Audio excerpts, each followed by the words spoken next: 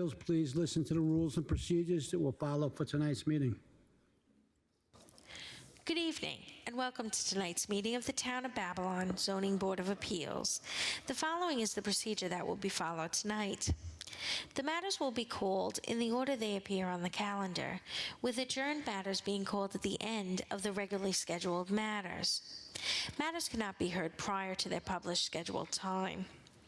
When your matter is called, please submit the affidavit of posting to the secretary and proceed to the podium and give your name and address. The chairperson will then swear you in and read into the record information we have from your application, comments from various town departments, and any correspondence received on your application. The chairperson will then ask you to make whatever presentation you wish to make to the board. After you have made your presentation, the board will ask whatever questions the board deems appropriate, and then we will ask for comments from the public. If you wish to speak for or against an application, we ask that you wait until you're acknowledged, come forward, give us your name and address, tell us where your property is in relation to the property that's in question tonight, and then please direct your comments to the board, not the applicant or the applicant's representative. We have to keep a record, and we cannot do that if there are people talking over each other or cross conversations. If someone has spoken for or against an application, and they have said exactly the same thing that you wish to say, it will have the same force and effect in the record if you give your name and address, are sworn in, and say that you join in those comments. If you have anything additional to say, please don't hesitate to do so, but keep in mind that you will be given only one opportunity to speak. After the public has spoken, the board may ask the applicant to come back to answer any questions that may have come up as a result of the public comments, or for the applicant to summarize. When the applicant comes back to answer any additional questions, if that happens, that does not start a second round of public comments. Once the matter has been heard, various things may occur. The board may decide the application immediately. It may reserve decision. If the board reserves decision, that does not mean the matter is approved or denied. It just means that the board needs more time to decide, may want to go out and look at the site again, or might want to review the documents and testimony further before making a decision. In either event, the applicant will receive the board's decision in writing shortly after the board makes its decision. If the application is approved, that does not mean that you can then go ahead and start construction or whatever it is that you requested from the board. You will have to wait for the building permit to be obtained from the building department before your go-ahead. On some occasions, the matter may be continued for another night. If it is continued, in most cases it will be for the submission of documents, a new survey, new plans, or something of that nature. If that's the case, no one needs to come back on the new date. The documents will be submitted and no further testimony will be taken. On rare occasions, a matter may be continued for future testimony. If that's the case, then people would have to come back to testify. If matters are adjourned at an open meeting on the scheduled date of hearing, no further notice need be given unless specifically required by the board on the date the adjournment is granted. 3 rules that may affect your ability to proceed tonight. 1. If the sign was not posted for 10 days, we cannot hold the hearing tonight. 2. If you commence this proceeding while you own the property, but no longer own the property, and you are here now to continue with the application, you will need either the written consent of the new owner or the new owner to be present for the hearing. This situation could come about if you sold your house or building, money was held in escrow at closing for a certificate of occupancy or permit, and you're here tonight to clear that up. Lastly, if your application is a commercial application and it's other than a renewal and there is more than one tenant in the building, then you need your landlord to be here. Is there any applicant that has any difficulty with those situations and would need an adjournment tonight? Is there anyone who would need an adjournment? Please rise and join the board in the Pledge of Allegiance. The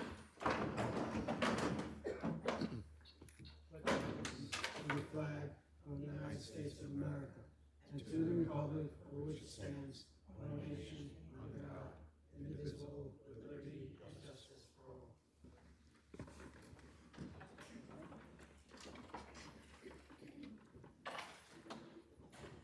First application tonight is application 2667. Property is located at 344 Litchfield Avenue, West Babylon. Name and address for the record.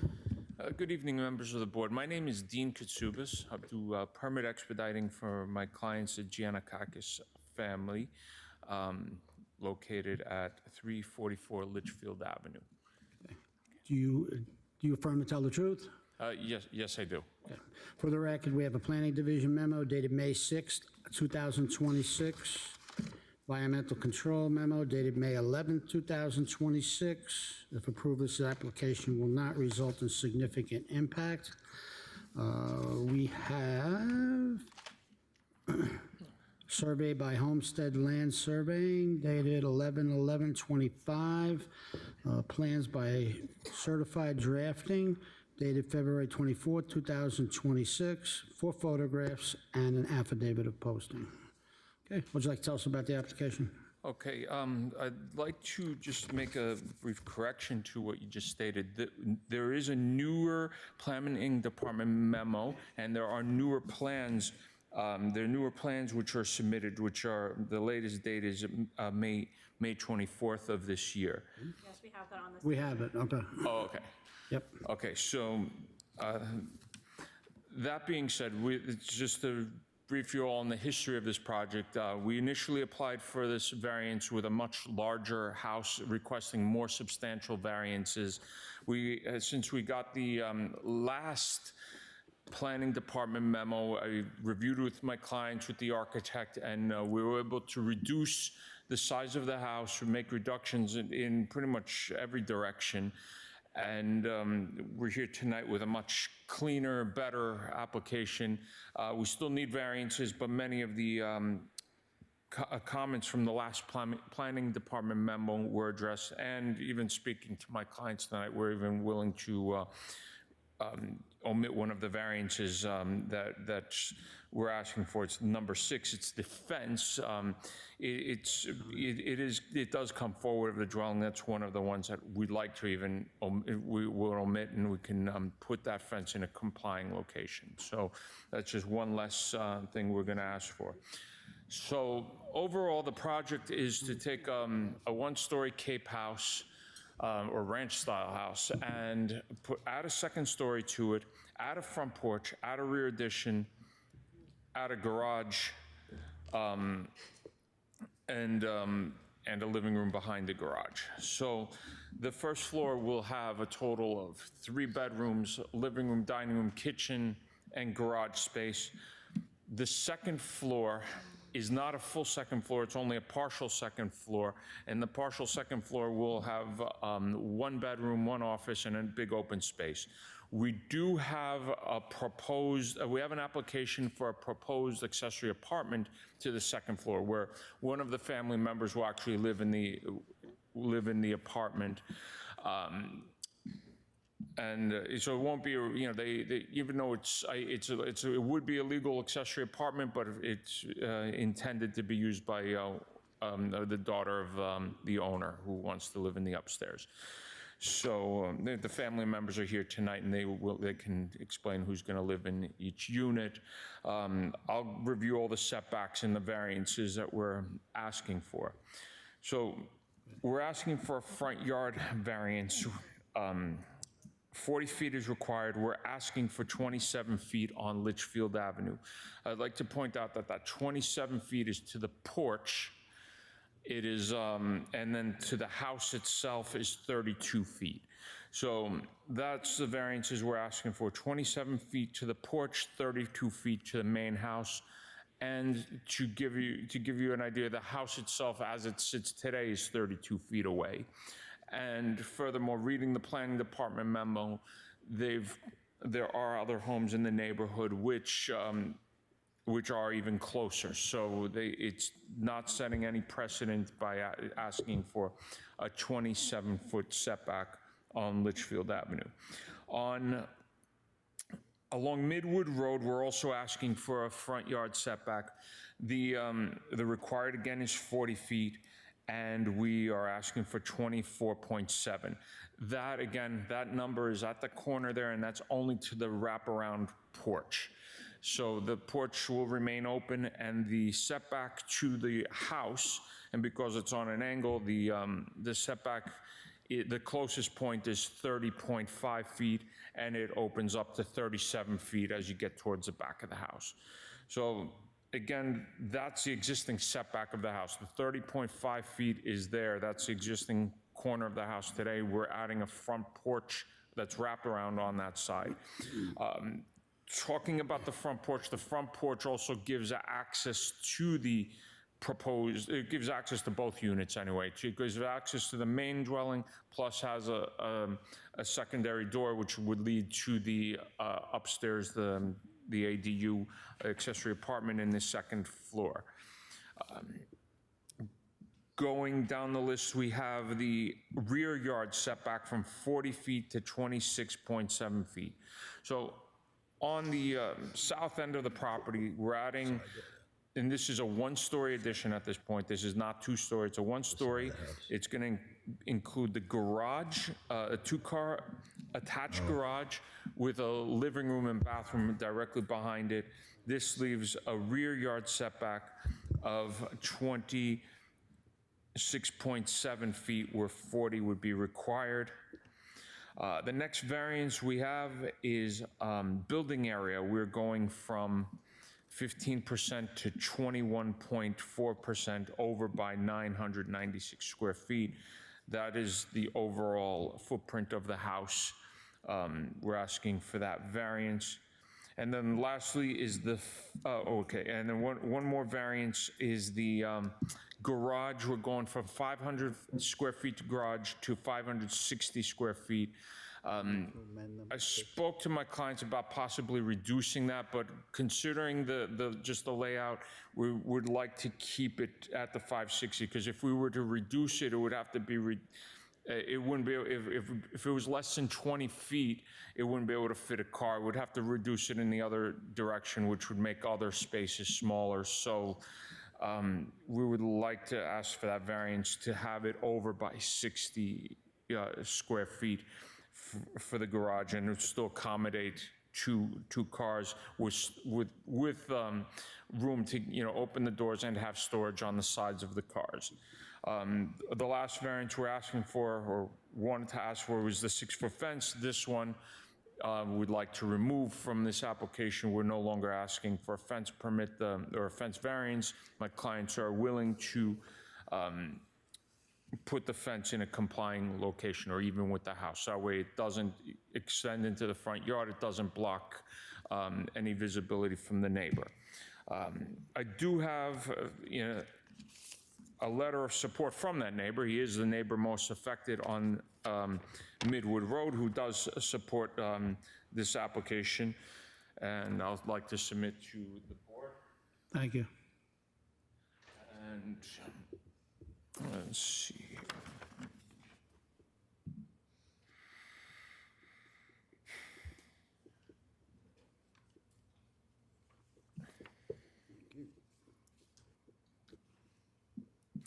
All right. I feel like I covered anything. If there's any questions for myself or for my clients, you may go ahead. So I'll make a motion to amend application 2667 to eliminate the 6th variance, allow 6-foot high fence beyond the front building line on Midwood. Second. All in favor? Aye. Okay, and then I'll turn the hearing over to Mr. Shepherd. How are you? Good. Okay, so thank you. Very nice presentation, and much improved over the last application as you served it. So you agree to the fence. You've read the planning memo? You've seen all the conditions? Yes, I do. Yes, I spoke to my client about the condition that the garage must remain a garage. They're willing to condition that it will not be ever converted. And all the others? You'll have internal access at all times to the Yes, accessory apartment? the second door to the upstairs. You're applying for an accessory apartment permit? Yes, You will not further enclose the front porch? yes, Nor the rear deck correct. and the garage? And then we would recommend adding condition that the front yard fence to be in conforming location. I Right? agree. The fence needs to be in a conforming location, even with the neighbor's approval, Yes, okay? I have no further questions, Mr. Chairman. Any other questions from the board? Would anyone like to be heard on this application? For the record, there are none. Mr. Chairman, I'll make a motion to approve application 26-67 as amended, Second. with the condition that the front porch, with the conditions listed on the planning by motion. And number 6 is changed to front yard fence to be in conforming location. Thank you all. Second. All in favor? Aye. Okay, thank you.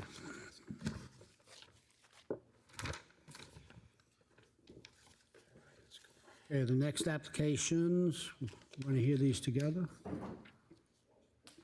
Application 2693, North Lindenhurst. Name and address for the record. Good evening, Mr. Chairman, members of the board. For the record, Nicole Blanda. I'm an attorney at Bazell Blanda Visconti with offices at 535 Broad Hollow Road in Melville. Okay, thank you. For the record, we have a planning division memo dated June 11th, 2026, that is on application 2690-93. We have the same planning memo on application 26-94. We have environmental control memo dated June 23rd, 2026. If we were to approve this application, it would need a negative declaration. Suffolk County Planning Memo dated June 5th, 2026, a decision of local determination, take no position for or against.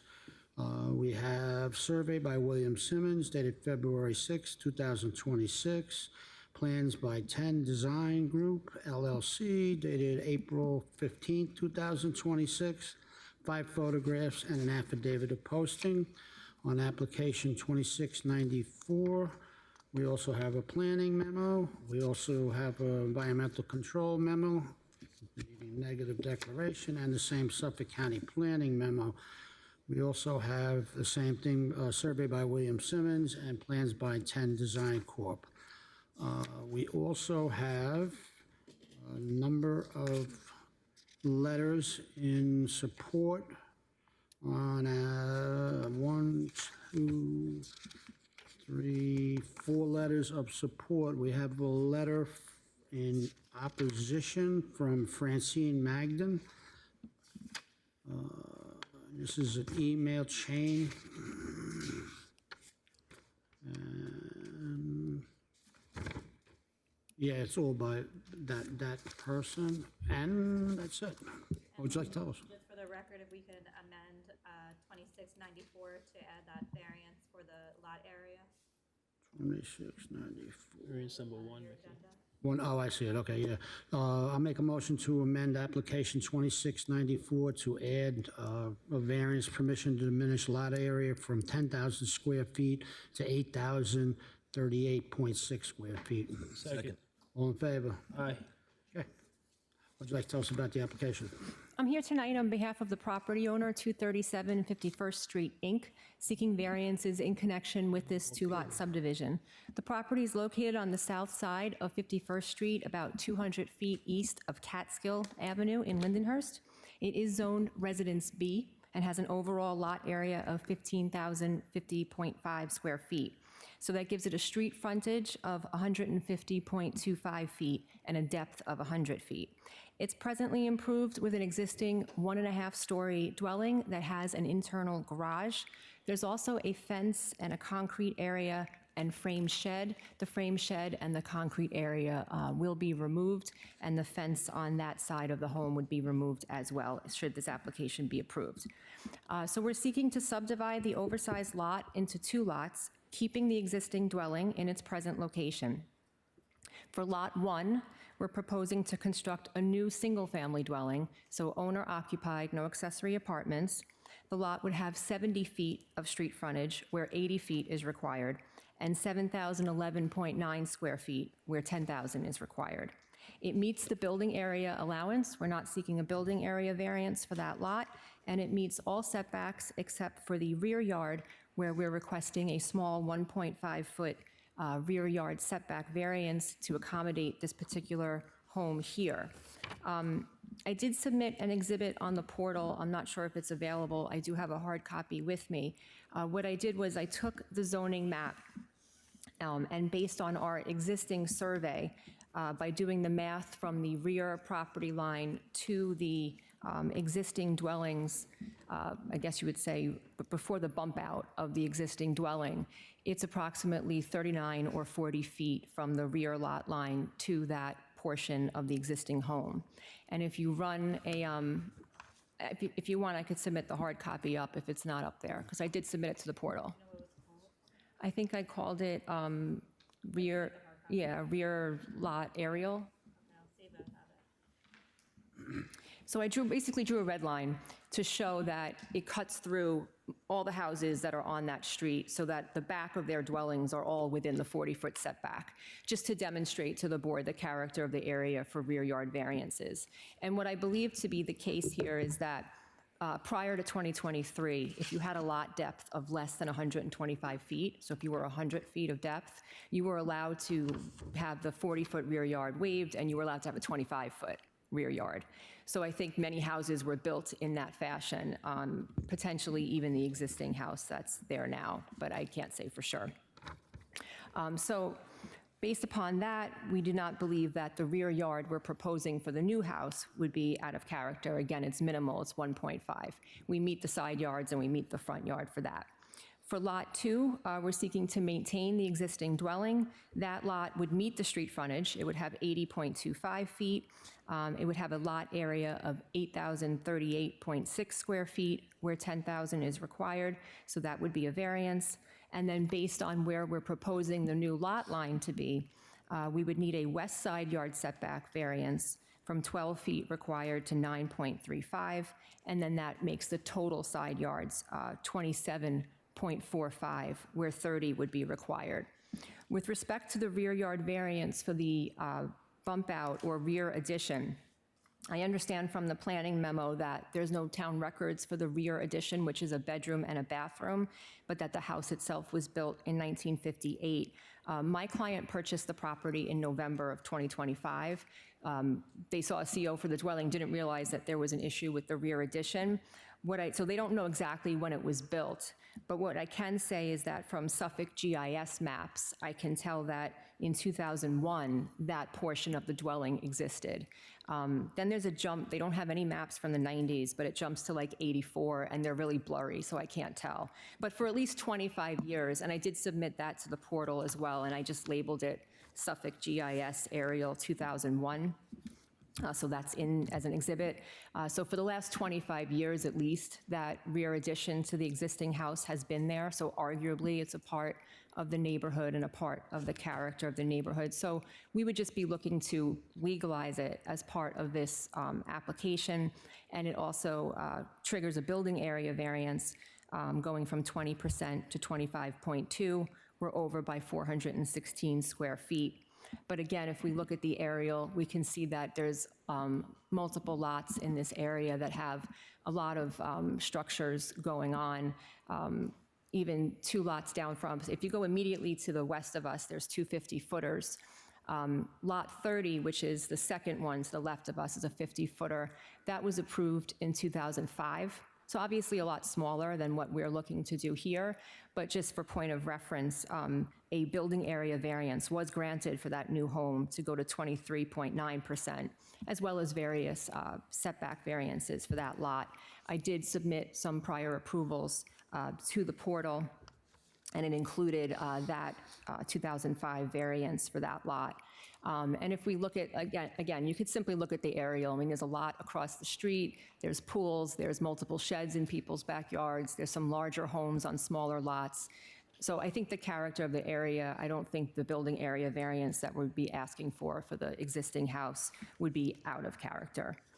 So if we look at the surrounding area, immediately to the west, as I said, there's 2 50-footers.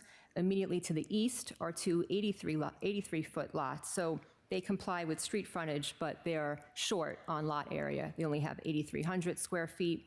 And according to the tax assessor, those 2 lots have 2 family dwellings on them.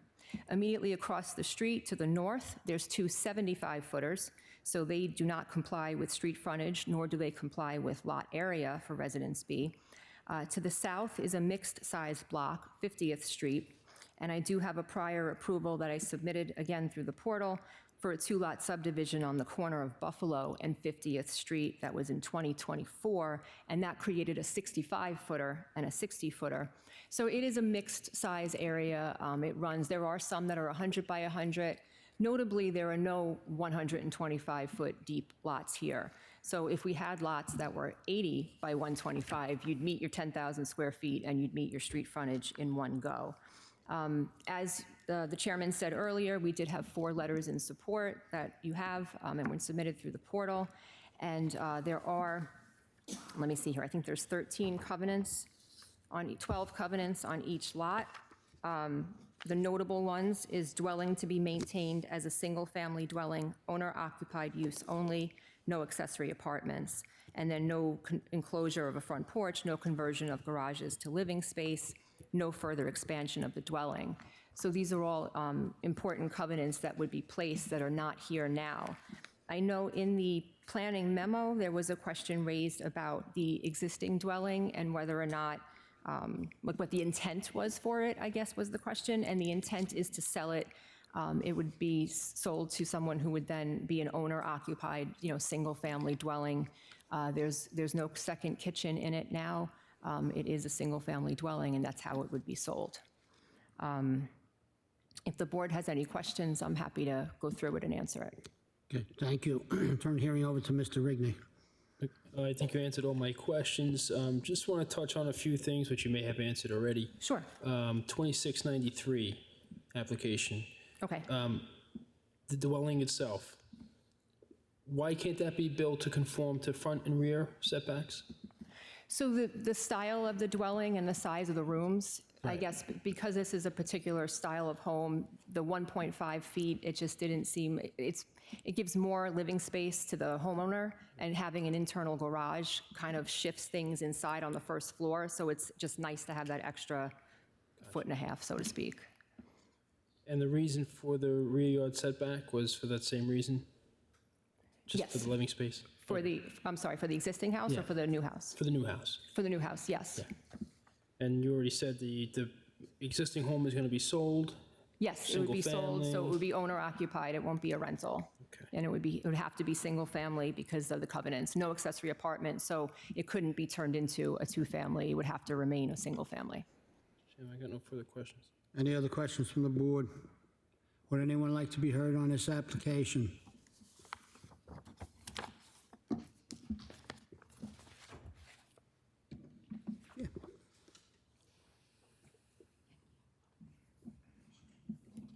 Name and address for the record, please. Yes, my name is Camille Pandola, and I live at 240 51st Street.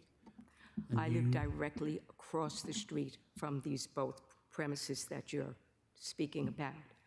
You But affirm that's not why I'm here tonight even. Okay, do you I'm affirm to here- tell the truth? I do. I know, you gotta, I do. relax. I've lived on the block for 56 years. The block has been vacant for over 60 years. I don't like to disagree with the lawyer about the house not being You have to a talk to- single you family. have to talk to because us. it was Ma'am, you have to it was talk a to us. double family in it for years. I know the prior owner. They are all deceased. Everyone in the building is deceased at this point. Okay? The block is the town's block. There are 4 oak trees in front of it, which I'm sure they have to get down to put this new home in. I don't know what the builder's idea was to buy the one home and then subdivide the lot to grant this other variance for his new home that he wants to build. I don't know what that purpose was. He purchased it in November. It has been vacant since. It has been unkempt since. I saw when the landscapers finally came to cut the grass. It was the day right after he applied for the variances. I happened to be at the town hall when he came in for it, and I recognized him. I don't like to sound nasty about it. I'm there a long time. I don't like to see. I worked from my home at the time.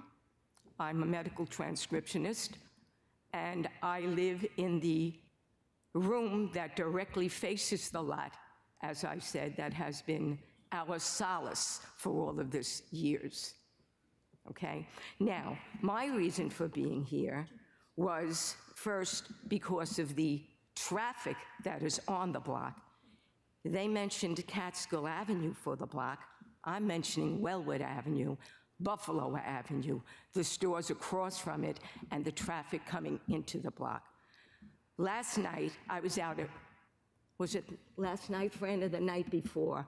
27 cars were parked on the block, 27. These two homes are still vacant. Imagine 3 more cars from one and 3 more cars from another. Add that, you have over 30-something cars on one block from Wellwood to Catskill. We are the first block that is north. When you're coming south over the ramp from Lindy Village to us, we are the first block that runs down. We are one-way going down. We have the fire department. We have the police department. We have a home-mandated state home on 51st Street with vans that come in and out to bring our disabled patients from that home, okay, in wheelchairs to get into the vans and go in and out of the block. Okay, can you see that? Can you visualize that? I don't know if you can. We also have Chase Bank on the corner. When they come down Wellwood, they make the left-hand turn to come 51st, but they don't. They go up Buffalo Avenue to get into Chase Bank. It's a one-way street. I myself come down, I have to edge up to the stop sign, okay? Because they're coming out of a one-way block. And I turn around, I have to go back, come out the back of my block to get out of the block. The traffic is unbearable. It really is. I don't know what to say further on the traffic. That's the one thing. The second thing is we are a dangerous one-zone street crossing through, traveling from Wellwood. I can't, the stores are there. There's 4 entrances and egrets from those stores right onto our block, going to the bank, going to 51st, going to Buffalo Avenue. I don't know what to tell you anymore about the block. I just don't. I just don't. I'm 85 years old. I'm still driving, thank God. Never got a ticket in my life, okay? But I do, and I understand the gentleman building the home built those 2 homes on the corner also. The 2 homes are not in a very good spot because, as I said, I have to edge up. I try and stop for the stop sign, edge, because those 2 homes are there, and I have to go looking like this to make sure I can come out of the block. You have to look at it. You really have to assess it. I can go and get all the maps you want. I have it all written down, what to do to show you the maps. I do have a couple of papers to show you the cops on the block. I mean, the cars that are all on the block. I do have them. I can give you them. You can see where they are parked up and down the block. I do have them for you. Thank you. Okay. My cousin Fran took the pictures for me, just so. I says, because if you come up and down the block, sometimes you see them, sometimes you don't. She was visiting me that day. I says, Fran, go out and take shots now, okay? And that was just recently. But like I said last night myself, 27 cars. If you'd like to come down one night and look at it, you can. Okay? And the only thing that I can tell you, I mean, I don't know, he's a builder, I'm sure he got the variances to take down your trees because it's the only block, it's the only solace we have on the block that has any empty space whatsoever. There's also a home right across from the state home that she has a daycare, I guess you call it, and the little children get, it's the house that burnt down this year. I had the children in my home on the floors huddled because the house burnt down, and now they have rebuilt that house. That's a new house that went up, and there is still a daycare within that house, which is directly across the street from our home state, the mandated state home that's there. I mean, if anybody'd like to question me on that, they can. I don't have any objection. The hometown, they are wonderful with their patients. They keep it clean. I do know the personnel cannot park because I find their cars in front of my house when they park to go to work. So that's another thing, you know? And I mean, I thought, you know, our street was really a very residential neighborhood. When I moved on the block, there were 9 homes. There are 16 now. I really think we kind of filled up enough. And that's all I have to say on the matter. I moved from the Bronx to be on Long Island, not a borough. Not a borough. I came from one borough. I was a kid when I came out here. I was 29. I'm 85 now. God bless. So, and that's all I have to say, and I thank you. Thank you. Thank you. Thank you. Would anyone else like to be heard on this application? These, by the way, are my neighbors on either side. Okay. Thank you. People getting killed on that block. You can't, if you want to speak, you have to come to the mic. It's okay. Okay. We're recording, so I need your name and address for the record, please. Francine Magadan, and I live at 240 51st Street. Okay, and do you affirm to tell the truth? I'm sorry. Do you affirm to tell the truth? Yes, I do. The whole truth, none but the truth. Tell me God. Okay, what'd you like to tell us? She's a little nervous, as you can see. But the block is nonstop. I pulled out of the driveway. I'm into the street, and people driving around us. They fly down the street, motorcycles fly down the street. They pass each other and their mirrors almost touch. People have gotten killed on that block. I can't even count on 2 hands because it's dangerous, because we were off of Wellwood. We're between Wellwood and Straight Path. It's a circus. And I was talking to the gentleman last night, and he says, what's a few more cars gonna do? What's a few more cars gonna do? We can't even get out of the driveway. Each house has 7, 8, 9 cars, but I'm not gonna go there. Okay?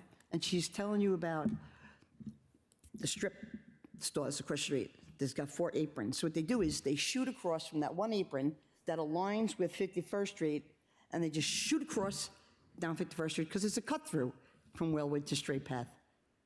Okay, and like she said, there's the kids' home there, the kids' what is it, daycare, and the what's that house? Disabled house, and there's constantly traffic there. There's constantly police there. There's constantly firemen there. You can't get down the street one way or the other. There's the buses from that place there. It's just too much. And like she said with the trees, it's only trees left on the block. Only Serenity on the block left. I'm just going to interrupt you for 1 second. I'm sorry. Where is that on this map? Can you tell me the mandated nursing home or whatever? It's on the, Is that on 51st Street? Can you tell me where yeah, that is? what was her address? She's next door to you, Pete. You're on 234? You have, 234. He's on the opposite side of where the house is. So 224? Yes, that's it, right there. And what takes place there? It's a disabled home. And those are the 2 vans right there that transport them? 2 vans, but right there, you're looking at a nice picture. Mm-hmm. That right there is always packed with cars. Did you give him those pictures that I gave you? Did you give him the pictures that I gave you? Okay, okay. That block is constantly with cars, like from one end to the other, because people got to work there. They have to park somewhere. And those 2 vans, there's usually 4. You only have 2 there, but that's because they were probably gone that day. And then, but at night, you'd always see like emergency vehicles, because they're sick people, you know? The traffic, they don't drive normal down there. It's a speedway from Wellwood Avenue to Dixon, to Straight Path. And if you went to the police department or you went to the fire, they'll tell you. They'll tell you how many people got killed on the corner. We've been asking for a light there. No response. We've had a lady, I watched a lady get thrown out of her shoes, and got killed. It's just, there's plenty of room to build houses. You know, why it's got to be in that corner is beyond me. The house that's built on the corner on Wellwood, the ones he built, the gate juts out so far, you have to be on Wellwood just to see what's coming, which is dangerous. Because right there is that Chase Bank, and it's like a V. People come down it the wrong way. They don't care it's one way. 90% of the traffic comes the wrong way. There's accidents every single Okay. day on both sides. You can't, Yeah, you you want to gotta come come up up and there. speak, you're more than welcome to come up and speak. Yeah. But you can't just Come speak up and out. say, I'll sit down, you come up. But that's the truth. The traffic is insane, insane. Okay. I'm not going to tell this man what he can do with his life, but enough already. I mean, she told you, there's now 16 houses on the block. On a busy street like that, school buses, those buses, fire department, cop cars, and motorcycles doing wheelies. It's become horrendous. The whole block's become horrendous, to be honest with you, with the Okay. smoke. And you can't sit outside because you're smelling reefer. Gotcha. Okay. You, We'll you look into all you that. can't have company because you hear blasting music. We don't need 2 miles to do that. Thank you. Thank you. You got it. Yeah, Chris? I don't know, this is the disabled. All right. You come on up for a second, because we have a question for you. So which house is the daycare? The daycare? On the same side of the street as the house that wants to build on. We're all on the one side, and that's the same side. No, you can't, if you want to speak, you have to speak at the microphone. We can't just shout out. We don't. Right that's off, not how right this off of works. right off of Wellwood Avenue. If you come in, maybe 2 houses on the north side. That's the handicap house, the Girl Right. State House, and I think it's like almost like directly across the street is the daycare The center. daycare? Like So at all 221 or times, 229? you do have people coming in, dropping off their kids. At the same time, you have the buses across the street with the handicap, with wheelchairs. So they're always in the street, blocking it off. Yeah, maybe. Oh, yeah, I need your name and address for Oh, the sorry, record. it's Chris Falciano, 246 51st Street. And you affirm to tell the truth Yes. of everything you told us already? What's that? Of everything that you told us already? Yes. Okay, Yeah, yeah. go ahead. Yeah, no problem. I'm sorry. But there's always, like she was saying, there's always the handicap house. I just call it a handicap house because everybody's on wheelchairs. There's always an ambulance, that she was saying. So like you said, the ambulance is there. People are blowing past it. They've got the daycare across the street. There's just constant accidents. I mean, you could look up the records. On Wellwood Avenue and Straight Path, and it doesn't matter if it's 3 o'clock in the morning, 4 o'clock in the morning, 7 o'clock at night, 11 o'clock. My neighbor across the street, she was pulling into a driveway. People just, like she said, they smoked that stop sign like it doesn't even exist. And they just barreled through. They crashed into her as she's pulling into the driveway. Happened actually twice. I mean, this happens constantly. It's a race course. I see what you're talking, I see what you're But you got to look up the accidents and stuff. And I mean, there's literally every single week, there's at least 1, 2, 3, 5, sometimes 4. You know, it's Okay. like you said, I can really care less what he does with the house and stuff like that. But it's the traffic, it's absurd. Okay. Thank you. All right, thanks. Would anyone else like to be heard on this application? For the record, there are none.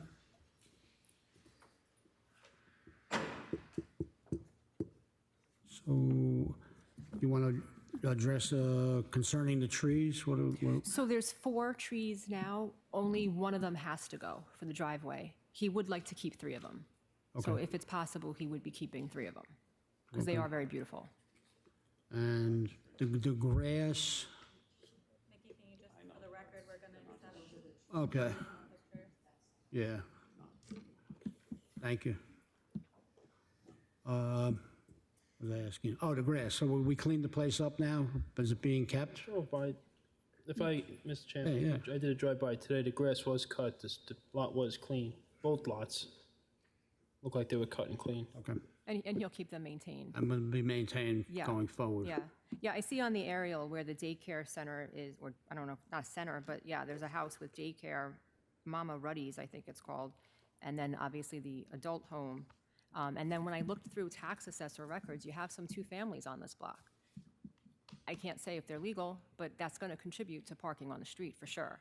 You know, we have garages, we have driveways, and we'll be single-family covenanted. So you can't have the density that is happening on these other parcels here once the covenants go in. What's the size of the driveway? Is it two-car driveway? Sorry.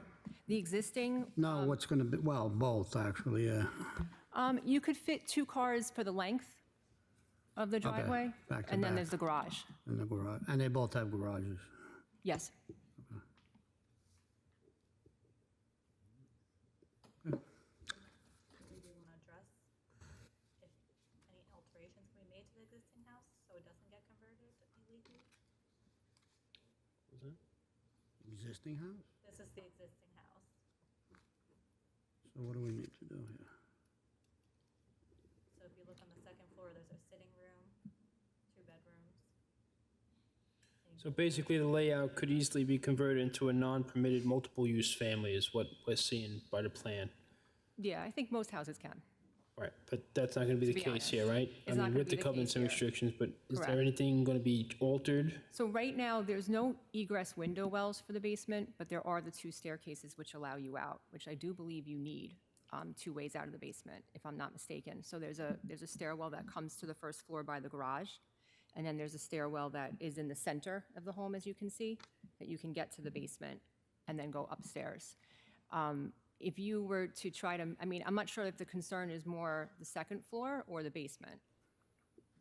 But, Second floor. but you need 2 ways out.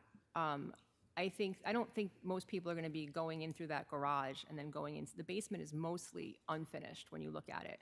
The back is crawl space, you have a small unfinished area, and then you have the finished part with like this sauna bath situation that the prior owners used. It's apparently a sauna down there, like a spa.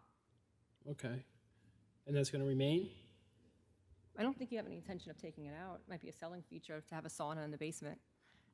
But yeah, that would remain. Now, is the new house going to be on a slab, or is that going to be in the basement also? The new house has an unfinished basement. Unfinished basement? Yeah. Okay.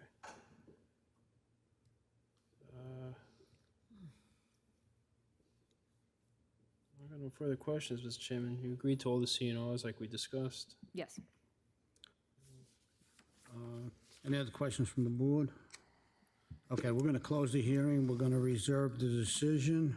You'll get the decision in the mail. Thanks for you. coming down. We'll look Have a into good all of night. these things that Thank you you. brought up. Appreciate it, okay? All right, thank you.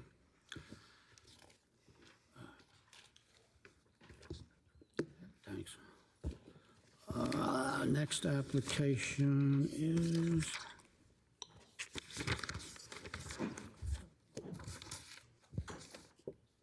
Next application is application 2695 of Michael Prescia, property located in Deer Park.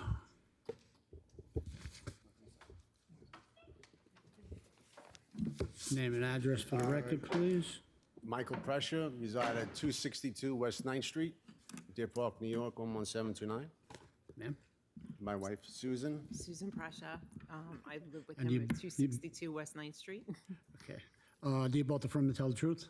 Yes. For the record, we have a planning division memo dated June 11, 2026. Environmental control memo dated June 9th, 2026. This is just a comment about dewatering, you know, for the pool contractor, that you would need a permit, a discharge permit. I don't have, you have the rest? Oh, wait, I have it, I'm sorry. Survey by William T. Hogan dated October 23rd, 2025. Plans by Christopher Dottie dated October 25th, 2004. 4 photographs, and we have the affidavit of posting. Would you like to tell us about the application? Yes. Take full responsibility for being here today. Although the pool permit was issued in 2005, the final certificate of occupancy was never completed. At that time, our family was dealing with significant health issues, and unfortunately, this permit was overlooked. We sincerely apologize and appreciate the opportunity to correct it. The pool house, in regards to the pool house, is used for storing pool equipment and seasonal items. It's not a living space and has no plumbing, has some lighting. The gazebo and sheds haven't been in place for many years and solely for storage and outdoor purposes as well. None of these structures have generated any complaints from my neighbors. We're not seeking to build or expand anything. We are simply requesting permission to legally maintain what has existed for many years. We accept the planning department's recommendation, conditions, and fully comply with them. My wife and I and our family have been in Deer Park for over 30 years. We're responsible homeowners and good neighbors. We respectfully ask for your approval, and I thank you for your time and consideration on this matter. As far as the variances requested, it's permission to increase total building area from 30% to 48.8%. Diminish the distance to the north side lot line from 2 foot to 1 foot for the gazebo. Diminish the distance to the south side lot line from 6 foot to 1 foot 1 inch for the shed, and increase the number of allowable accessory structures from 2 to 3. Okay, thank you. Turn the hearing over to Mr. Montiglio. Good evening, how are you? Good evening. Hi. Good. I passed the house. It looks like a beautiful home. You guys kept it really nice and everything's landscaping. What brought you down here today to get all this approved? Like, why are you doing it now for? If you lived there so long? It just, Are you there's selling it? really no excuse for not completing the pool permit. No, but why now after all this time? Why you come We down? are selling our home. Okay. And then You're not planning on like 4 selling? or 5 months. You're not planning on selling? No, Selling? we are selling. Oh, our you are house. We selling? Okay, yes. gotcha. Okay, that's why you're here. Okay. All right, you answered a few of the questions already about the building permit with the CO. I understand that. Are you in the process of getting the CO for it? For the pool? Yeah, that's, Okay. Yeah. The pool house, actually, you said there's no heating or plumbing. Was it electrical on there with like a light or nothing? Nobody lives in light there, and a or no fan, yeah. bathroom or nothing like that, or the No. changing room, per se? Yeah. yes. Mostly to store like all the furniture there and like all the cushions and stuff. And the metal shed, when was that expanded? Did you expand it? I don't recall, but I did expand it. My son was involved with school, like with building floats and stuff like that. So I expanded that for space so he can work in there. And I do a lot of handyman work, so I have a lot of tools and stuff. so. Okay. If it was approved, did you agree to the 5 conditions? Conditions of no permanent side structure on the gazebo, no habitable space in accessory building structures, no plumbing permitted in accessory buildings, no further increase of total building area, and no accessory building or disrepair taken down your building confirming location. Yes. Yes. No further questions, Mr. Chairman. Any other questions from the board? Yeah, I got one. What's on the picture behind us? What's it behind, right where she's got the arrow? What's behind that? So that opens up and there's just like a countertop there, but we just use it in the summertime for the pool. So we store our stuff in there in the winter. No sink or There's no sink. drainage or No, nothing? There's no No? sink, nothing in there, no just heating? electric. Okay. One more question. The third structure right there, is that removable, that swing that you Yes, I have can there? take that That is swing down. removable?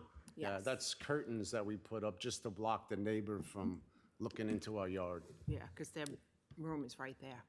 And we had trees there, but the trees kind of overgrew, so we took it down. So we figured we'd just put we would leave a curtain up, so So you would agree to remove that structure, we could, yes. to remove that variance? Yeah, that would eliminate variance number 3. Because that's this gazebo. That's 1 foot away. That's That's what one. they call a gazebo. It's just It's really just a swing, but Yeah. pretty much just a swing. So if you can move it somewhere else in the yard, you can eliminate that variance, okay. what they're asking. I mean, could you move it? I would have to just cut it down Move it. and discard it. And really, I mean, I'd like to keep it, but if that's what we have to do, that's what we have to do, whatever the suggestions are. Those curtains come off, they're not a permanent fixture. How about this, if it becomes in disrepair, even if there are new owners, that it would be removed? I'm sorry, can you just? If repeat that? it needed to be repaired or or moved, you would move it to a confirming location or take it down altogether? Yes. yes. Okay. Like I said, Mr. Chairman, no further questions. Any other questions from the board? Would anyone like to be heard on this application? I think I might have asked that already. Okay. For the record, there are none.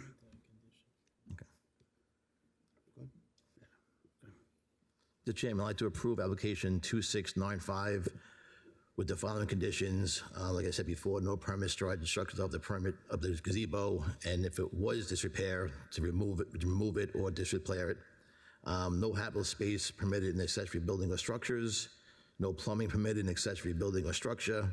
No further increase of building area, and no accessory building or structure is disrepair, taken down, be built in confirming location. Second. Thank you. Thank you. In Thank you favor? so much. All right, good luck. Have a good evening. You too.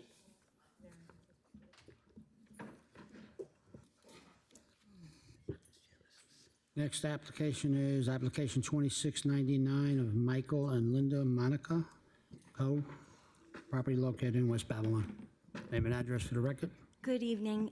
Kelly Bennett, 1257 Udall Road, Bay Shore, New York, 11706. Okay, and you affirm to tell the truth? Yes, I do. For the record, we have a planning division memo dated June 11, 2026, environmental control memo dated June 9, 2026. If approved, this application will not result in significant impact. And this one, I don't have anything else. What don't you have? I don't have that sheet. I think right here. This one. No, I think this one. Oh. You need the planning memo? No. I need the sheet with the plans and, you know. Okay, well, we have Okay. site plan by Richard Mush, dated 5/1/25. Oh, it's gonna kill me. Survey by JM. PJM Land Survey, GM Land Surveyor. dated 7/10/25. What else we got? Yeah, and then we By have committee here. So we're working through the portal. I Four totally photographs. understand. 4 photographs. I don't. Well, Okay, what'd you like to tell us about the application? And the affidavit of good ownership? evening, Mr. Chairman and members of the board. I'm here tonight on behalf of both the property owners as well as the architect's office. So basically, the property is located in Residence B District on Herzl Boulevard. We are proposing a one-story addition on the west side of the property. So we are seeking relief for 3 area variances this evening in connection with that proposed addition, which is permission to diminish our west side yard from 12 feet to 9.5.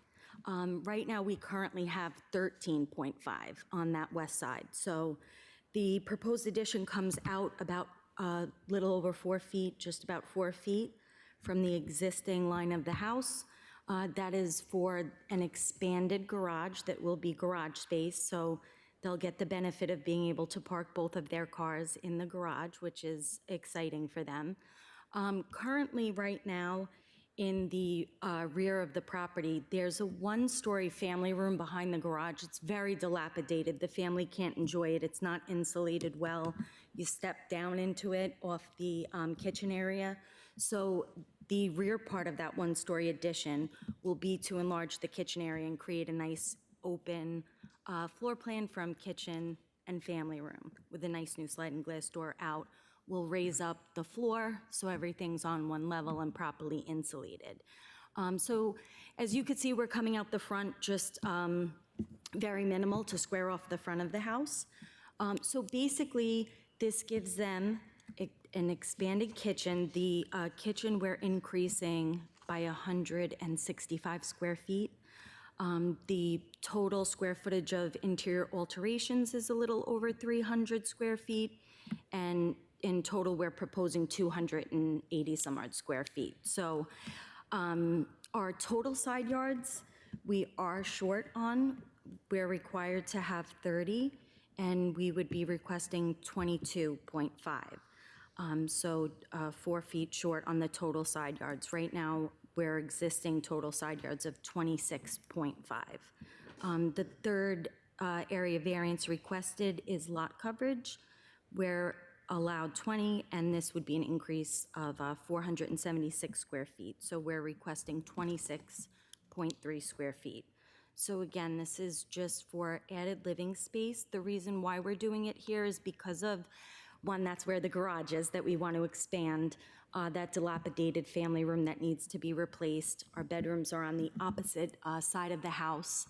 And then our abutting neighbor to that west side, we do have quite a large side yard on that other property. So we feel as though it won't be intrusive to them, especially that it's a one-story addition. And even though the board didn't ask for it, my client did agree that if approved, we would agree to never convert the expanded garage to living space, because the point of it is for the garage. And it's a single-family dwelling with a growing family. Okay, thank you. Turn the hearing over to Mr. Shepherd. How are you? Hi, Mr. Shepherd. So what's the purpose of this?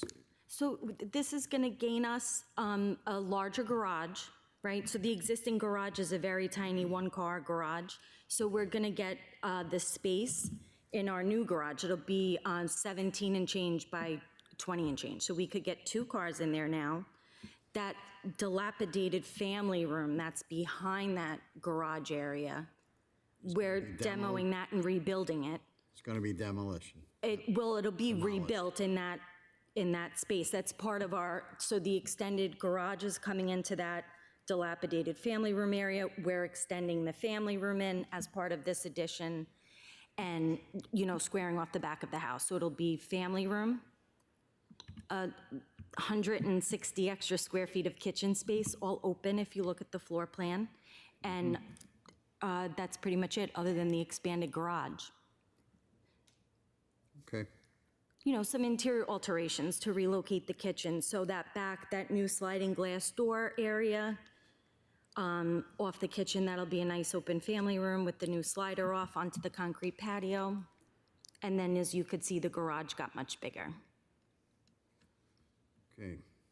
I have no further questions, Mr. Chairman. Do we need to amend the? Yes, you just need to add their names as Mr. Chairman, I'll make a motion to amend the application to read Michael J. and Linda Monaco Second. on application 2699. All in favor?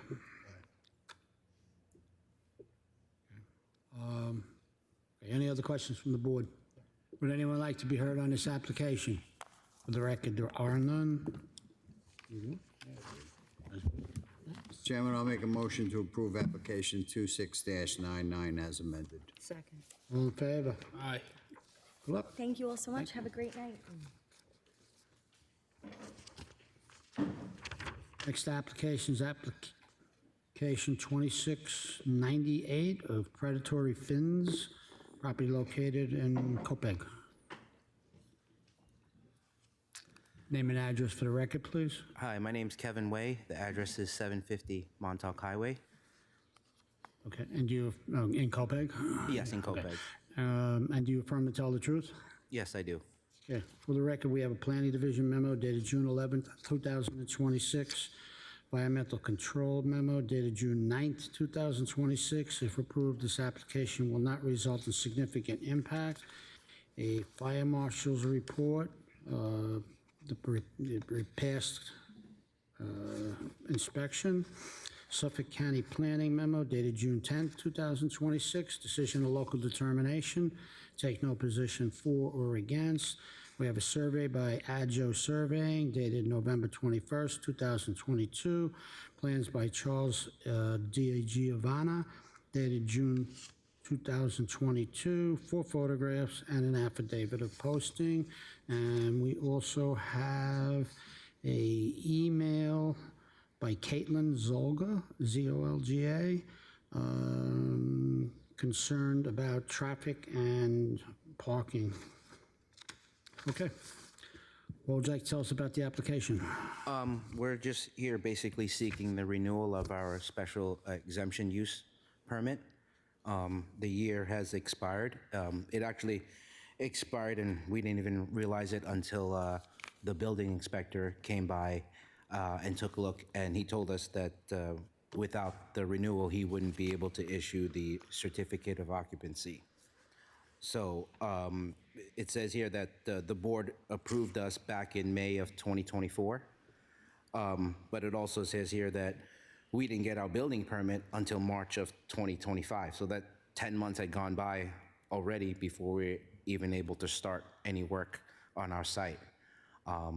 And being new to this whole process, I didn't know that the 1 year on the special use started from the moment it was approved. I figured it started from the time our doors opened for business. But yeah, we're here to seek renewal for that special exemption. Okay, so you understand what has to happen going forward if we were to approve this? Oh, yes, yeah. Okay. Yeah. Okay, talk to me about the parking and things of that nature over there. What's going on? I don't even know why there would be even an issue about the parking. We're not even open yet. Are you guys working like late at night, making noise in the building and stuff? Oh, yes. I mean, sometimes we're there late at night when we have shipments of fish coming in. It depends on what time the flight comes in. Sometimes flights land at like 9, 10 o'clock at night, and by the time we get it, it could be 11, 12 at night. So we're just bringing in the shipment into the building. So on the side street of Jervis, that's where our roll-up door is. So we back the van in there. So when the van's backing up, it has that beeping noise. That's the only thing, and the door rolling up, I'm assuming makes, a decent No, amount of noise? the door, the old door used to creak really badly, but there's a new door that's nice and smooth, yeah. Okay. And does that happen often where you're doing that? And I kinda Maybe understand. every 2-3 weeks. Like I said, it all depends when those flights come in. A lot of the stuff happens during the day, but yeah, there are times that it does happen at night. Okay. And this is because of the fish that are coming in, you're saying? Yes, yes. Like our business is selling tropical fish, so the fish comes in from all over the world, from Asia, from South America, and we're all at the mercy of whenever these flights come in. Okay. But we do try to minimize the night shipments because we don't want to work, those hours either. So whenever possible, we schedule the flights to come in during the normal business hours. Okay. And you are open for business? No, we're not. You're not? Not for retail. I mean, we're there now on a, I don't even know how to word it.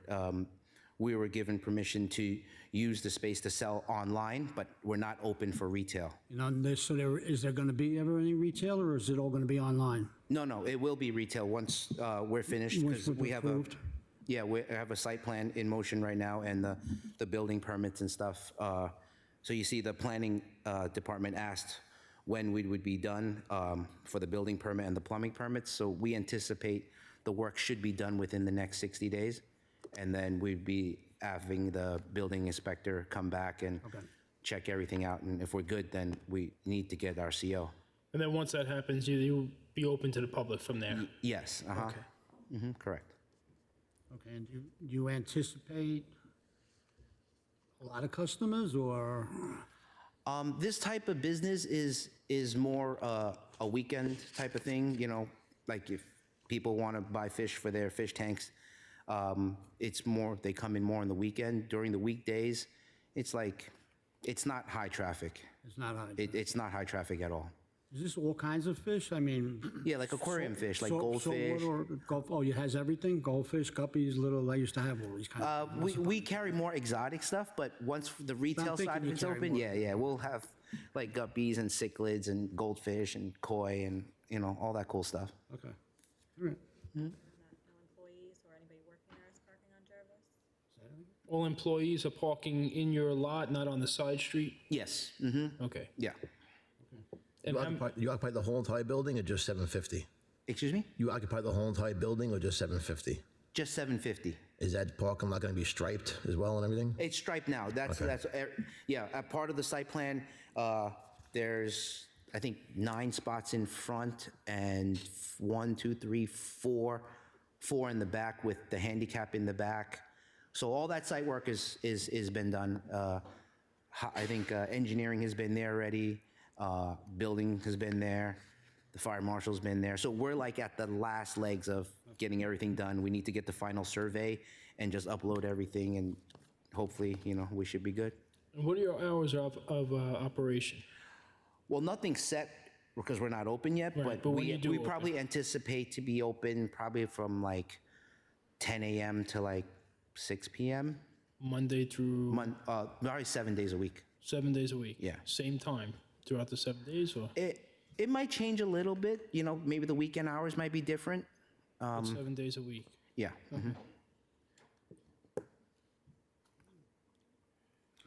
I have one question.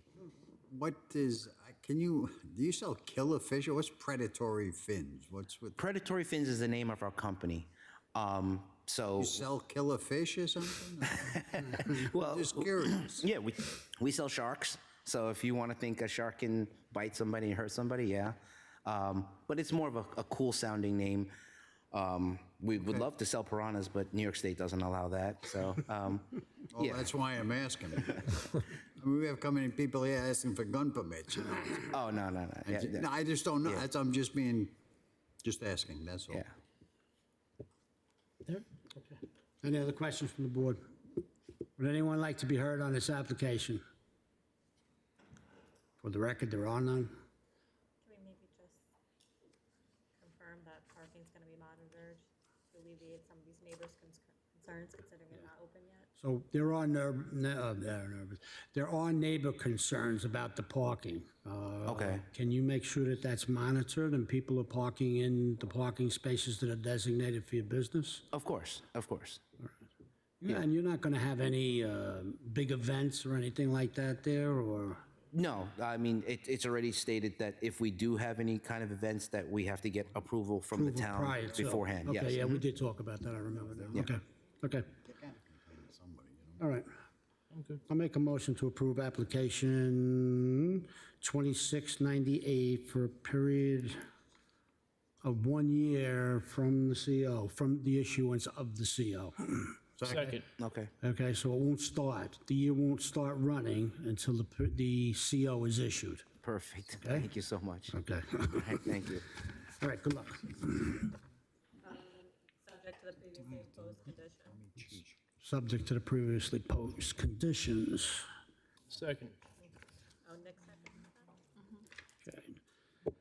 Next application is application 2691 of Nike, property located in the Arches. Name and address for the record.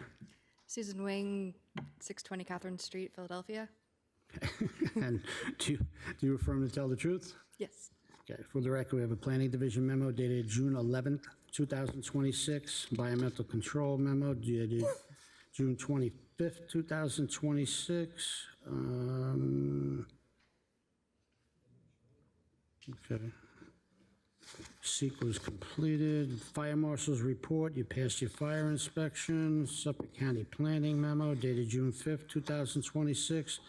Decision of local determination, take no position for or against. Survey by Adams Associates dated April 14th, 2008. 4 photographs and an affidavit of posting. Okay, what would you like to tell us about the application? So we are seeking a variance for the amount of signage on the windows. So part of the modifications when Nike moved into the space was to place walls behind most of the windows in the space, and with the exception of the 3 windows that you're seeing right there, the T1, T2, and T3, you actually cannot see into the space from the other windows because they are going in, as you see, the fitting rooms in window 1, and then the windows facing the parking lot are against the stock room, so they've been kind of blocked off. And in order to provide corporate branding, Nike would like to include their branded storefront signage similar to what was in their previous store on the same site. Okay, thank you. Turn the hearing over to Mr. Montiglio. Good evening, how are you? Do the other stores in the Tanger Outlet have it like this? Or you guys are singled out, you think? Well, I know that the previous location Nike was in, they had 100% of their windows covered with their Nike branded graphics. So you can't see, once you're in the store, you can't see out of them. It's like, it's a storeroom and whatnot covering them. Right, with all of these ones, with the exception of those 3 on the front, and those are transparent signs. When you said previous, that you meant in this location in Tanga? Yeah, so Nike just moved from another space in the same plaza. I have no further questions, Mr. Chairman. Any other questions from the board? Would anybody like to be heard on this application? For the record, there are none.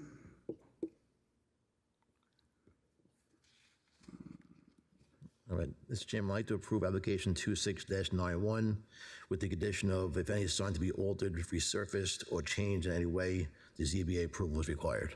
Second. Recommend some kind of approval addendum, so this does not set a precedent for 100% window coverage in other locations that are not in shopping. And not in Arches. Okay. So then we'll hold the approval until we can have an approval addendum to go with it. Just explain why there is this much coverage of the windows and stuff like that, okay? So, yeah, we'll go ahead, we'll go with this. Amend that? No, just put it through with an approval addendum. With the approval of the addendum of the conditions. Second. All in favor? And then just so they know, if that condition means anytime they change that to any other graphic, they would have to come back to this board. Okay, I'll let them know. Thank you. Okay, thank you.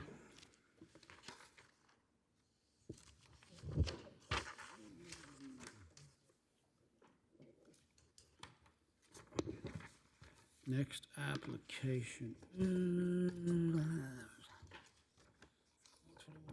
Application 2659, property located in Wyandanch.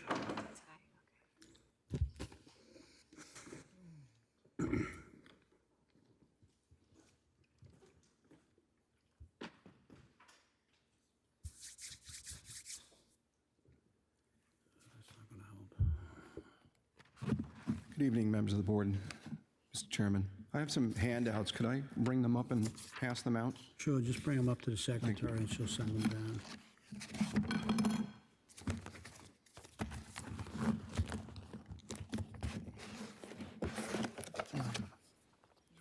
Sorry.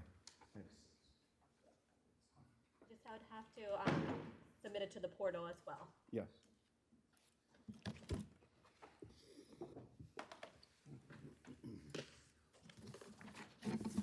All right, need your name and address for the record, please? Yes, it's Ed LaCalzi, Shatar Engineering, 6500 Jericho Turnpike, Syosset, New York, for our client 3 Harmonos Property LLC.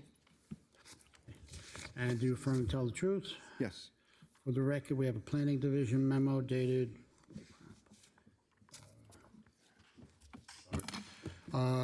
April 28, 2026. Environmental control memo dated May 6, 2026.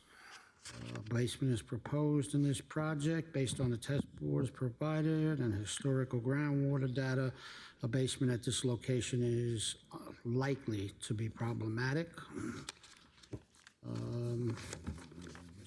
survey by Lawrence Michael Haynes, dated September 3rd, 2024. We have plans by R. Shatrick Consulting, dated July 12th, 2024. 3 photographs, and we have an affidavit of posting. Okay, what would you like to tell us about the application?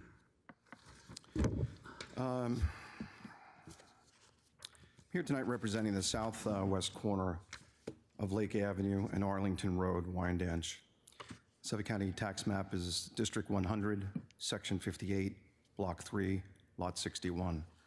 The property survey was prepared by Haynes Land Surveyors, 9/23 of 2024. The site is a vacant lot measuring 40 by 144, which is 5,820.2 square feet. The proposal is to construct a 2-story single-family residence with a crawl space. The original submitted plans considered a full basement, but after reviewing the test hole information, the groundwater seemed to prohibit, a cellar condition, so that we've substituted that with a crawl space. The house is designed to have 3 bedrooms, 1.5 baths, kitchen, dining room, and living room. The proposed residence the proposed residence, if approved, will be connected to Suffolk County Sewer District. The subject parcel size and configuration was and still is part of the pre-existing original filed map of Colonial Springs and has remained single and separate. We provided the building department on June 8th with a copy of the single and separate title search, although we haven't received any comments as of yet. The requested relief as presented before the board consists of 4 items: diminished street frontage on Lake Avenue, diminished lot area, diminished front yard on Arlington Avenue, and diminished side yard on the southerly side yard. At this time, we would like to amend the application and eliminate variances number 3 and eliminate variance number 4. As we have revised the site plan and the proposed house plans, a copy is in the packet, pages 23 to 27. Using the single and separate zoning allowances, we comply with front yard setback of 10 feet on Arlington Avenue, required by code. By doing so, we also increase the side yard on the southerly side to 8 feet to the allowable by code. By reducing the width of the proposed new home from 24 to 22 feet, we've managed to eliminate 2 requested variances. We are therefore requesting only area variances for the lot frontage and the lot area. We provided a site plan in the packet which highlights how the design creates an exceptional affordable housing opportunity in direct partnership with the Long Island Housing Partnership Organization. Because this is a corner lot, Town of Babylon dictates that it features 2 front yards. We've positioned the home to align with the surrounding neighborhood layouts. The primary front yard on Lake offers a deep compliant 30 feet setback as per section 213.95. The secondary front yard is positioned at a 10-foot setback as per section 213-98 for single and separate smaller lots. The southerly side yard features a highly functional 8-foot side yard, also as required by section 213-98 for single and separate small lots. As indicated, we are also complying with the total side yard and individual side yard requirements in accordance with section 213-98. The proposed yards are preserving open air, green space, and optimal privacy for the immediate neighbors. Sorry. With respects to lot frontage, code requires we have 60 feet, although we have 40 feet because the lot was plotted this way prior to the current code. This lot was and is consistent with many surrounding properties and matches the neighborhood pattern, including the small lot around the corner. That being 96 Arlington, which is 40 by 100, a corner lot, improved with a 1-story single-family residence, which is provided in the packet on page 80 to 84. Do you know if that was approved by this board? I'm sorry? Do you know if that was approved by this board? Arlington, one second, Mr. Chairman. That I do not know. I'm sorry. All right, thank you. Although the FOIL request provided a copy of the survey that is not legible, it appears that the home is 22.5 feet wide and 44 feet long, with a 35-foot front yard setback on Arlington Avenue and a 10-foot front yard on Deer Street. The following are also small lots in the vicinity that are already developed in the immediate area. 103 Arlington Avenue, a 40 by 100-foot interior lot, improved with a 1.5-story single-family residence. Again, there was no documents available on our FOIL request for that particular property, so we don't know how that came about. 103 Irving Avenue was a 40 by 100 interior lot, improved with a 1.5-story single-family residence. That's also on page 78 to 79. There's the information that we have from a FOIL request there. 18 Spruce Street is a 45 by 100 by 40 by 100 interior lot, improved with a ZBA approval in 1991. And that's located on between pages 76 and 77 of the packet. 32 Grand Boulevard, 40 by 175, an interior lot, improved with a ZBA granted September 14th of 2023. That's indicated in the packet on page 85 to 88. 94 Commonwealth Drive is a 40 by 100-foot interior lot, improved with a 1-story single-family residence. Again, there was no documents available from the FOIL request on that parcel. Secondly, with respects to the lot area variance, the code for single and separate small lots requires 6,000 square feet. We have 5,820.2 square feet. This difference of 180 square feet, or 3%, which we believe represents a minor variance that will not visually impact neighboring properties for the community. The maximum building coverage permitted is 30%. We're proposing 18%. Also, we received a Type 2 action declaration from Environmental Control. Pardon me.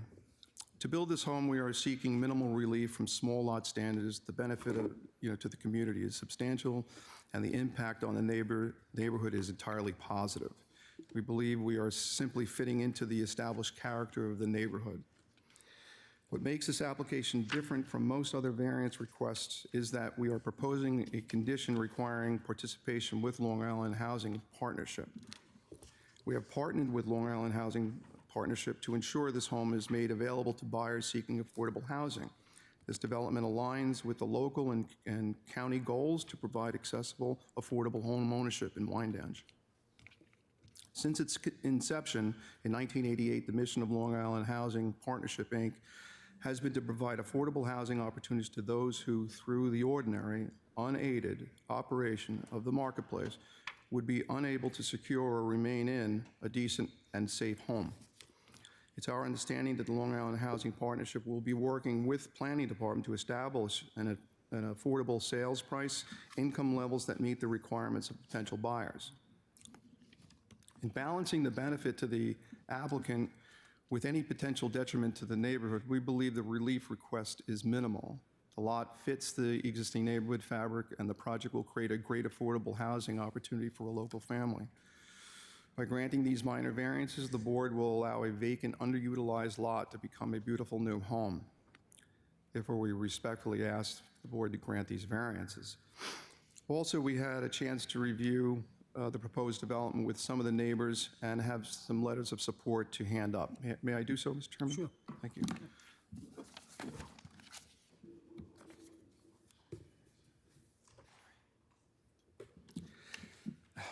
With that, I would be happy to answer any questions the board might have. Okay. So you are in contract with the Long Island Partnership? Yes, we are. The owner is, Mr. Chairman, Okay. the owner of the parcel. Okay.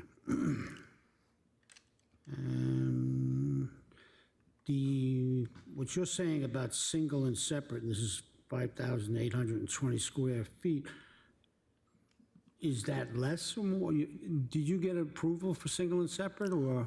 Well, Mr. Chairman, I tried to make that clear, but we found out a little bit later after the denial that there was some allowances for smaller lots, so we filed for a a chain of title. Is it proved that it's single and separate? We believe it is, but we submitted it to the town. We don't haven't gotten any but you don't responses have back the- yet. the definite Yeah, on that yeah, yet. right, exactly. I think that's officially how it would be determined, right? So, Okay. I'm looking at just one of these pictures here, and it's all fenced off, this whole property, and has like a rolling gate. What's been going on there currently? From my knowledge, for the past year or a year and a half, nothing. It seems before that they were using it for storage, a prior owner. That's my understanding. I can't be 100% sure, but there's been really no activity on the parcel at all.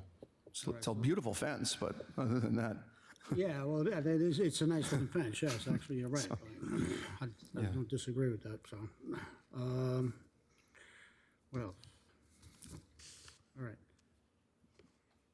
We normally do not approve, 40-foot lots, as you are aware, and, having the Long Island Housing Partnership, we would definitely consider it under those circumstances. Mr. Chairman, also in the packet, there's the copy of the contract with Long Island Housing. It's in the Partnership. packet. It's in the packet. Okay, cool. Sorry. Very good. All right. And I'm not sure if this is proper to ask, but if the board would rather leave the case open for further information from the building department regarding the single and separate, we'd be more than, We'll leave the record open. okay, thank you. Board want to amend the application, though? Oh, yes, I do. I'm sorry. Can we amend it if it's based on the single and separate? Or is that what you were requesting amendments based on those? Based on single and that separate? criteria, Then correct? we can't amend it until we have the single and separate then. Okay, All right? Okay. yes. That's only if it's ruled single and separate, otherwise. Otherwise, those variants will still exist if it's not single and separate. I would say yes, Mr. Chairman.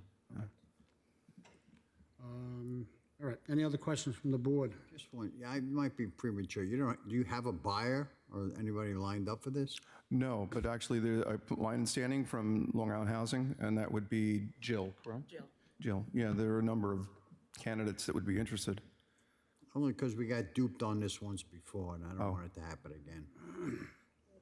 Well, we would be agreeable to any covenant and restriction that would specify that the house has to be only sold to someone through the Long Island Housing Partnership, This house if that would help. significantly closer to Arlington Avenue than the rest of the houses on the block. Okay, where are we here now? So this house, so this is already in front of all these houses on Arlington. So this house is even gonna be closer to the front tree line than all the rest of them. Is the house going to front Arlington or? Yeah, Lake. I didn't hear that, I'm sorry. can we adjust the distance from Arlington? So it's not like right on the street? Can we adjust? It's going to front on Lake, though, right? I think we're looking at the original submission there. So we've changed that to a 22-foot wide home to a 50-foot deep home.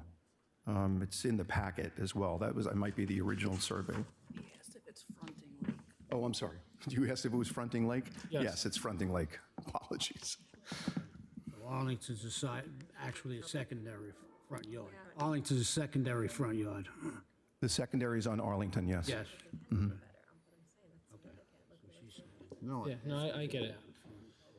Where's the driveway? Driveway's going to be, Where's the driveway's on Arlington? Would be on No, the Arlington, On yes. Lake or on? On Arlington, and it's under the proposed garage board at the back end of the home. So it's, yes, the driveway accesses from we're just worried about Arlington. that being able to see. We're just worried about it being a side obstruction for 118, coming out of the driveway, if that's going to be an issue.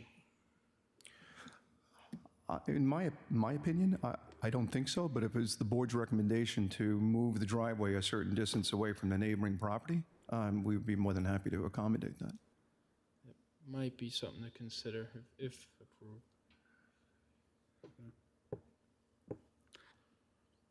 Okay.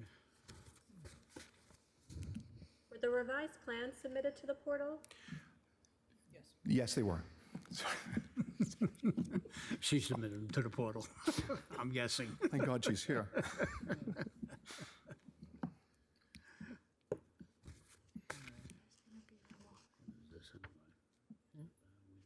They were submitted to the building department or to the zoning? board? Building department. Okay.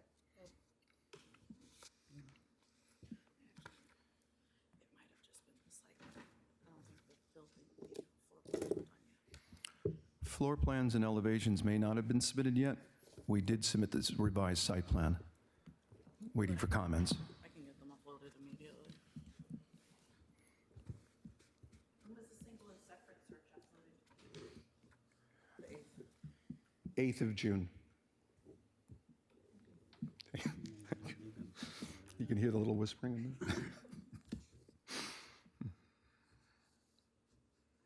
Oh, I think I mentioned that in my... Well, none of the stuff was submitted before we prepared it for zoning board, so all of this needs to be now re-reviewed. Okay, yeah, so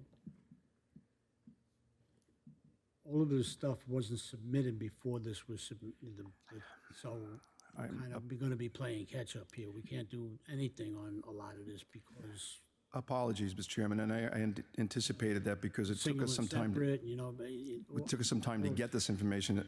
Abstract companies are not the quickest these days, so. okay. All right, just so you understand. Yeah, of course, That's what we of course. All right. All right, would anyone like to be heard on this application? The record, there are none. So we're going to close the hearing. We're going to reserve decision. We're going to keep the record open. And, you know, you're going to get everything we need, and we're going to have to wait for the single and separate and so on and so forth. Thank you. There's things that have to come yet, so, all right? Appreciate it. Thank you All very right, much. thank you. Appreciate it.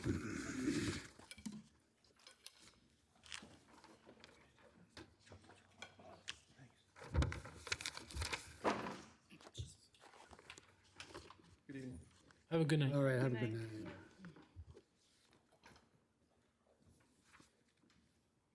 Next application is application 2685 of David Singer, West Babylon Manor, Inc., property located in West Babylon. Name and address for the record. Good evening, Mr. Chairman, members of the board. My name is Allison Lapointe. Have a seat, it's fine. Allison Lapointe from the firm Sir Tillman Ballin Adler Hyman with offices at 100 Motor Parkway, Hopog, New York 11788. Okay, for the record, we have a planning division memo dated May 27, 2026. Environmental control memo dated June 9, 2026. It just talks about construction, preserving vegetation and construction activity agreement on that. And it would need a negative declaration if we were to approve the application. Suffolk County Planning Memo dated May 22nd, 2026. Decision of local determination, take no position for or against. And again, I do not. Okay, I don't have. Oh, what the heck is that?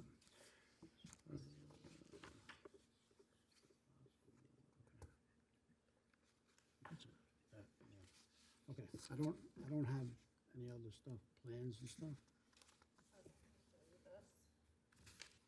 All right, did you ask for the fire marshal? No inspection was required. Did you say you have Suffolk County planning already? Yes. Okay, then we have a survey by Russell H. Lewis, land surveyor, dated April 3rd, 2026, and plans by Lab Crew Engineering, dated September 16th, 2025, and 4 photographs, and the affidavit of posting. Okay.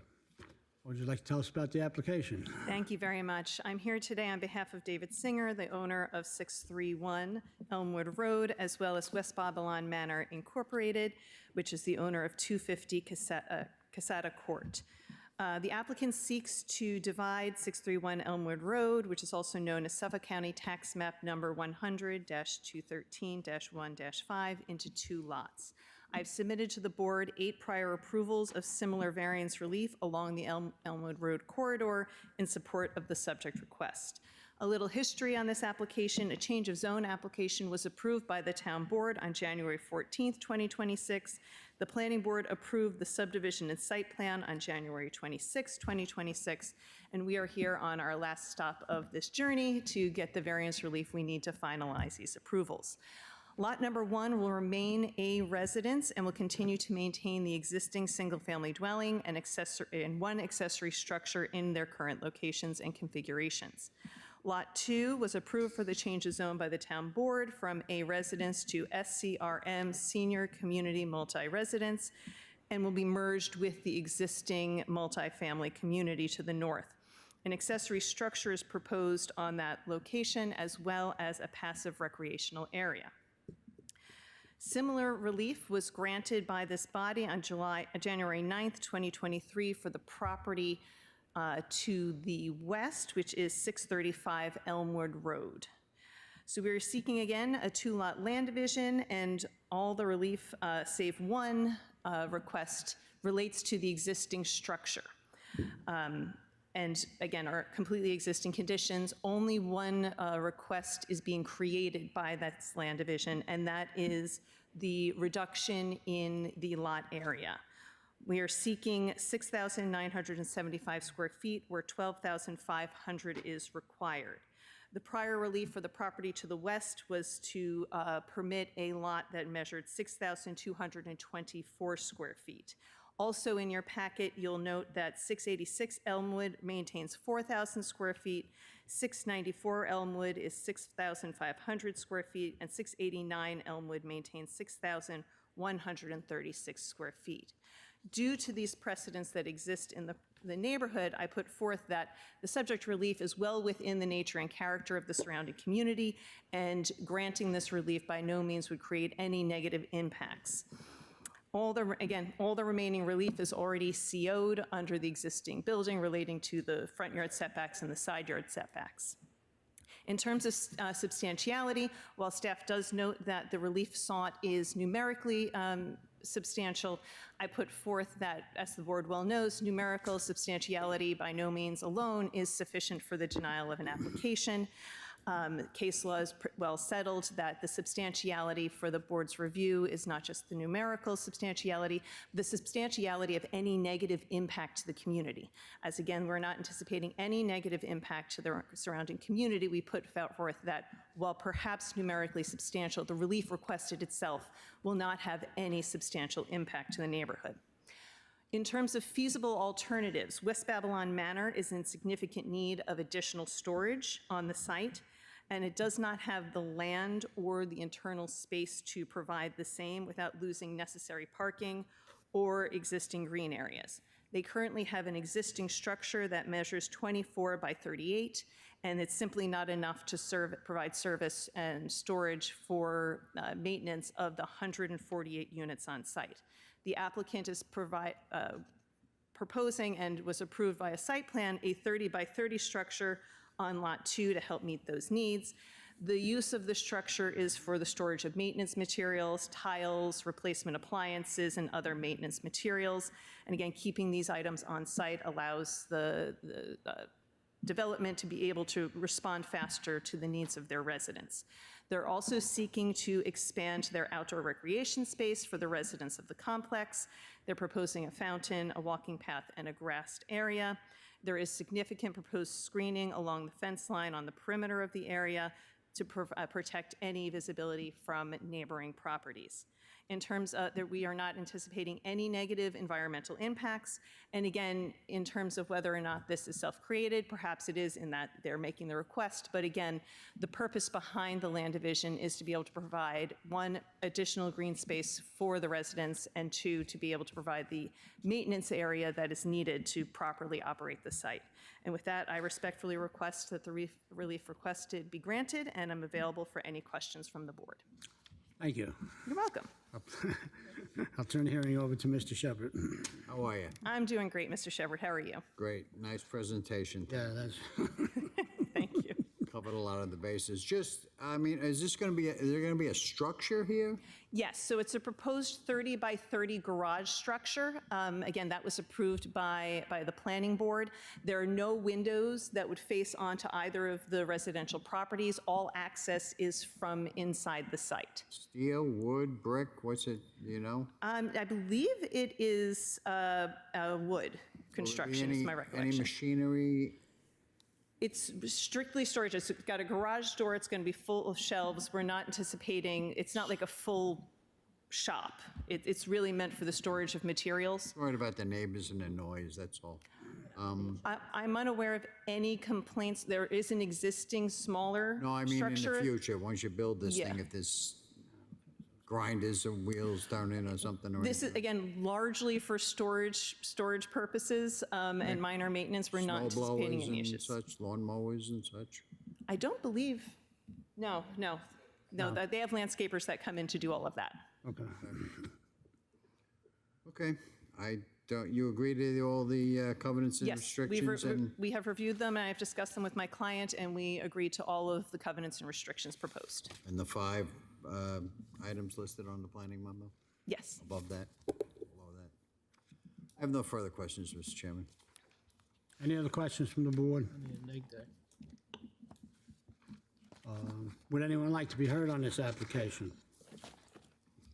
For the record, there are none. Need a neg deck, John. Yeah, Mr. Chairman, I'll make a motion to adopt a negative declaration on application 26-85. Second.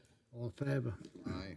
Mr. Chairman, I'll make a motion to approve application 26-85 with the covenants and restrictions that are imposed on neighboring parcels and the 4 conditions listed on the planning memo. Second. All in favor? Aye. Thank you very much. Have a great evening. You too. Sorry you waited so long. Can we end the live stream, please? That ends the live streaming portion of